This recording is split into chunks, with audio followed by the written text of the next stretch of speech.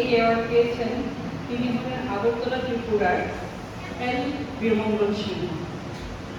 এবছর অর্থাৎ 2024 সালে যিনি নীলিমা সিনহা মেমোরিয়াল অ্যাওয়ার্ডের জন্য মনোনীত হয়েছেন তিনি হলেন ভারতীয় ত্রিপুরা রাজ্যের আগরতলা নিবাসী বিশিষ্ট কথা সাহিত্যিক এল বীরমঙ্গল সিংহ। এল বীরমঙ্গল সিংহ যিনি এল ইবোমাজা নামেও লেখালেখি করে থাকেন।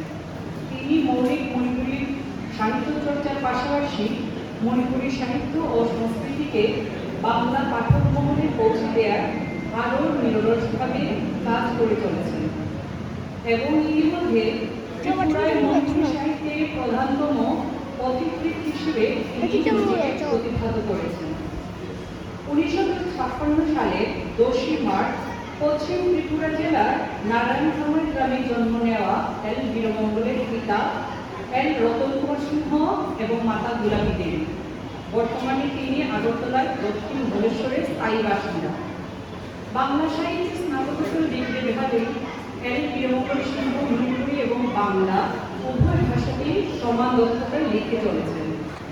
তার দ্বিতীয় গল্প গ্রন্থ মহাদেব কি বাড়ি মহাদেবের গল্প 2005-এর জন্য সম্মানজনক স্বীকৃতি হিসেবে 2007 সালে মণিপুরের ঐতিহ্যবাহী সাহিত্য সংস্থা মণিপুরী সাহিত্য পরিষদে প্রদত্ত কামিনী কুমার স্বর্ণপদক প্রাপ্তির মাধ্যমে গল্পকার হিসেবে বিশেষ খ্যাতি লাভের পাশাপাশি তিনি সাহিত্যের বিভিন্ন শাখায় নিরলসভাবে কাজ করে চলেছেন এবং গল্প, প্রবন্ধ, লোককথা, অনুবাদ সব মিলিয়ে এখন পর্যন্ত তার প্রকাশিত গ্রন্থের সংখ্যা 4টি।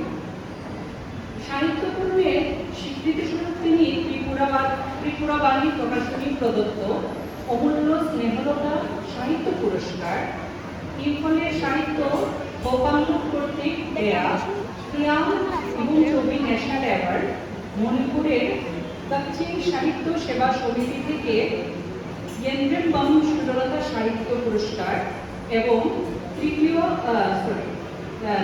সরকার প্রদত্ত বিদ্যাসাগর সামাজিক সাংস্কৃতিক পুরস্কারও অর্জন করেছেন।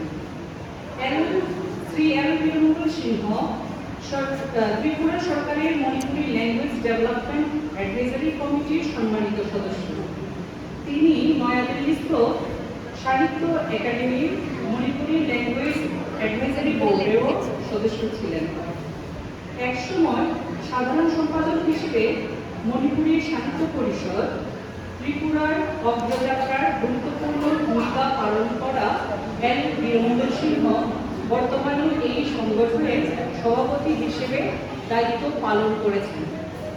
ধন্যবাদ সকলকে।